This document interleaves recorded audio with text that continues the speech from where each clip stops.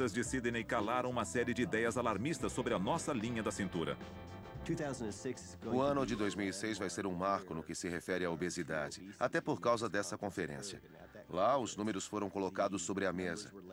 1,5 bilhão de pessoas no planeta são obesas.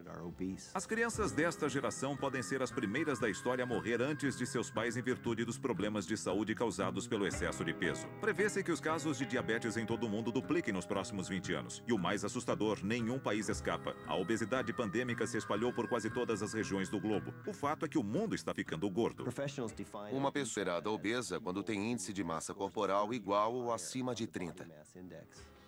Surpreendentemente, hoje existem mais pessoas com índice de massa corporal acima de 30 do que pessoas famintas. Não é de se espantar que os países ricos liderem o fardo da obesidade, mas os países em desenvolvimento entram em cena rapidamente. Em lugares como a Tailândia, o maior impacto é a mudança na dieta. Enquanto o século XXI se desenrola e o mundo continua a engordar, 2006 pode ser o ano em que a questão da obesidade atingiu seu auge.